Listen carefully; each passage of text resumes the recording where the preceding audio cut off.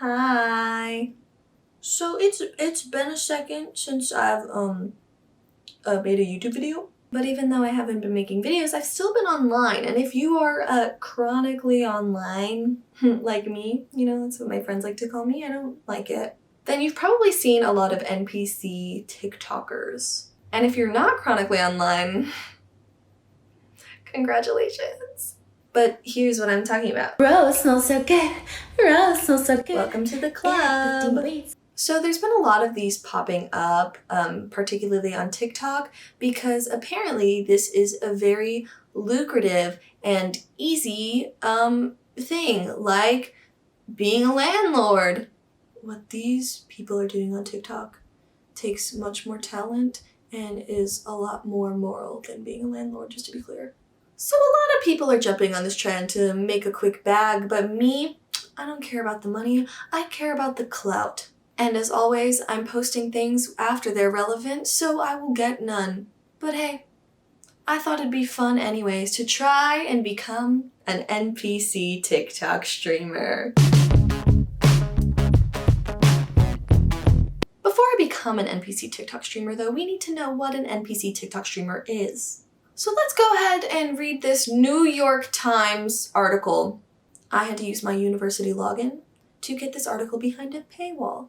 As you can tell from the title, this article is mainly about Pinky Doll, who is basically, in my eyes, the messiah of this trend. I have no problem comparing this woman's abilities to those of Jesus. He turns water into wine, she turns ice cream into so good. Hi, Editing Hell, I'm here with Spencer from iCarly. I know I called her Jesus, but I'd like to say this is not advocacy for her as a person, because I don't know her, and also I think she's a scab. Going to Hollywood, baby. Anyways, support the WGA and SAG strikes. So what Pinky Doll and other NPC streamers do is they get sent these stickers on TikTok Live, which is equivalent to money, and then they do little motions and phrases in accordance to whatever sticker they are sent with for money. And these repetitive and formulaic motions and dialogue are supposed to be akin to that of an NPC or a non-playable character like in video games. There's like a professor in the article that's like, think of this like cosplay. I won't. Because it's not.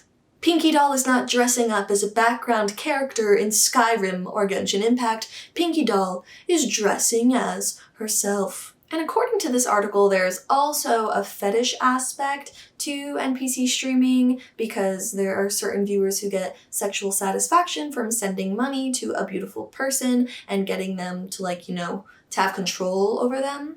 But this is only mentioned briefly in the New York Times article, and I have a deep feeling in me that this NPC stuff is really rooted in fetish culture, so I decided to go straight to the source of knowledge on this one.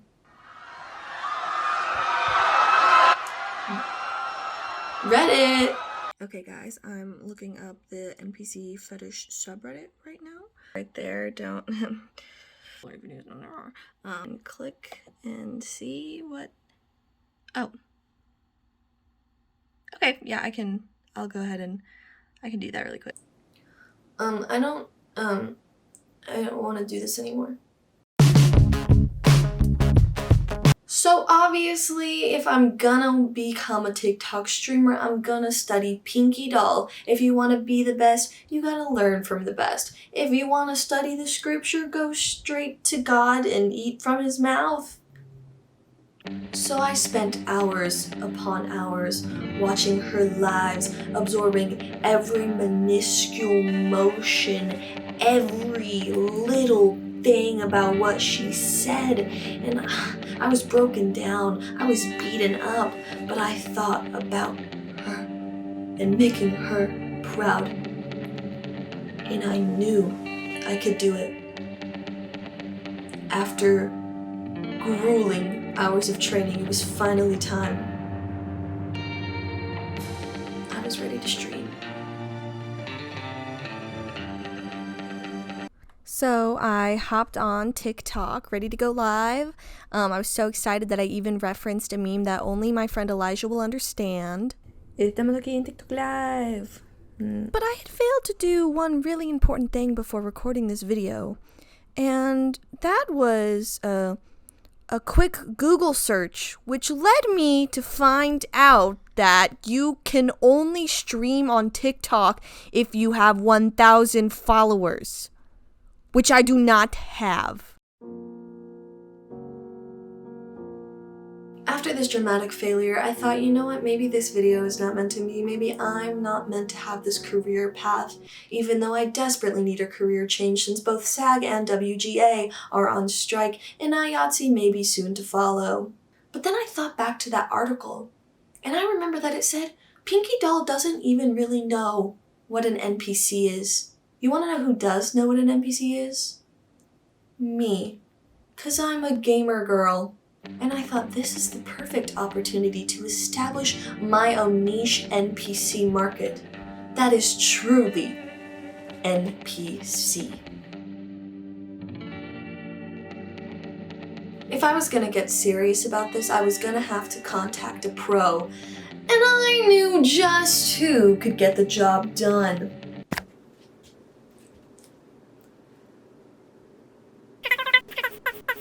Hi, Isabel. How are you doing? Yeah, good.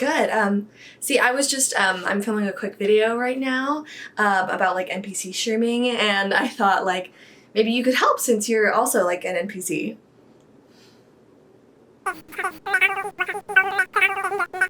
Is what do you mean? Isabel, I'm just recording this right now, you can't see that. Okay, sorry.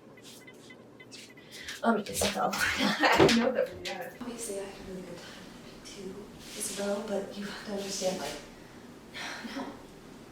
Yes, I know you're an NPC, so I shouldn't be playing you like that. I know, but like,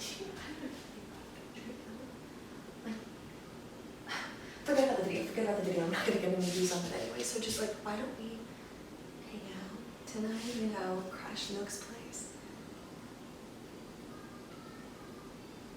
Isabel? Isabel?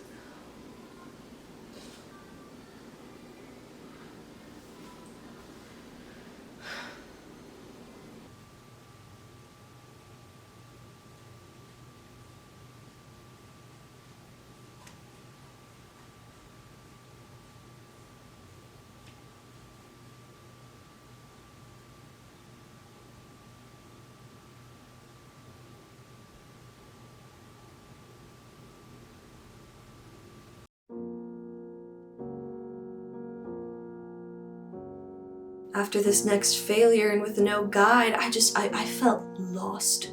And whenever I feel lost, I turn to video games. Who would have thought that in my darkest moment, I'd find my shining light? Dating sims. How did I not think of this sooner? My femcel roots, they are my superpower. If NPC TikToks can be a sexual thing, you know what? Why not take it in a new direction? Make it a romantic thing. Embrace the sensuality. And so the dating sim player becomes the dating sim playee. I was finally ready. So I hop into my TikTok I hop onto my practice Instagram live since I cannot TikTok live, and I get ready to become an NPC. But then I realize nobody is there since it's a practice Instagram live and I have invited nobody. But this time, I realize I have the power of friendship. So I invite my two friends. I have more than two. I invite two of my friends to come see the live. But then tragedy strikes the commons, and neither are able to join. I am distraught, I am lost, I don't know if I can handle a third failure. So I decide that I'm not gonna let anything stop me, and I'm gonna take this stream into my own hands and just do it for no one. Hello to my 0 viewers, and welcome to to NPC Stream Dating Edition. Today you will be presented with a series of choices, a series of 2 choices, and then you will make choices from those 2 choices, and it will dictate what I say. Cool? Let's get started. Context. We are at a bar. You're visiting me up. There. So, action. Not action. Action. Oh. Hi. I haven't seen you around here. Are you new? 2 choices. Choice A. I just came in from Hot People Town. Choice B. I'm visiting from Riz City, USA. Go ahead and make your choice. Good choice. Good choice. Oh, I actually haven't been there before. Maybe I could visit sometime. Choices. Choice A. You heard me say hot people, right? It's eliminated because I didn't say that. Choice B. Mid-riz. Visa denied. A good choice again. Visa denied. That's okay. I really like living here in Cleveland, Ohio. Choice A, that's funny. Choice B, that's really funny. I just have a feeling Alleywags is gonna go ahead and choose choice B, that's really funny. Thank you. Oh, by the way, this next choice is timed.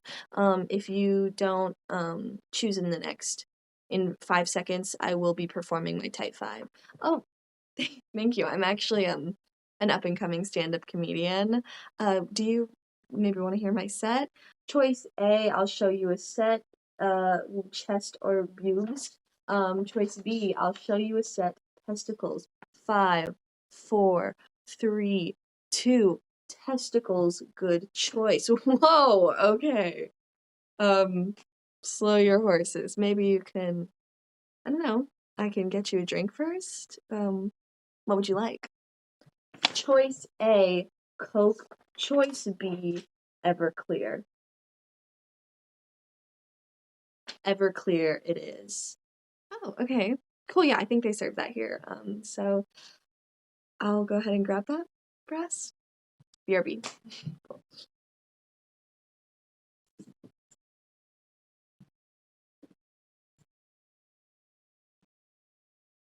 And with that, a star was born.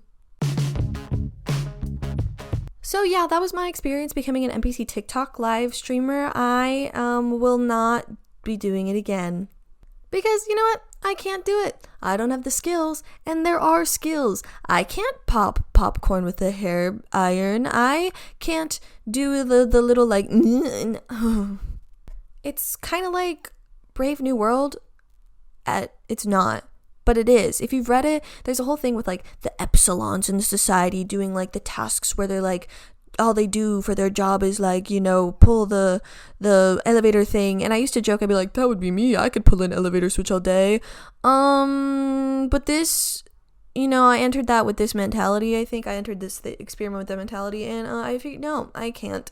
But this also has a little bit more skill than pulling an elevator switch. So it's not a fully fleshed out analogy. And also with this, you gotta have some sort of like mental fortitude to subject yourself to these kinds of parasocial relationships where people are literally like paying to control you and your dialogue and your actions. And I've had my fair share of parasocial relationships, and I will tell you, they're exhausting. And I was not even on the receiving end. I was on the giving end, and that was bad and bad. Generally, my thoughts are that just like let these people do what they're doing if they're not harming anyone. However, I do have more nuanced thoughts about whether or not they're harming people in the first place, because I'm not too familiar with TikTok's microtransactions, because these stickers are microtransactions, and usually microtransactions are in apps that are kind of targeted towards children, like TikTok is. Like, obviously, there's a lot of adult users on TikTok, but there's a lot who aren't. And they might be spending money. And also, there might be people who are into this fetish who are spending a lot of money.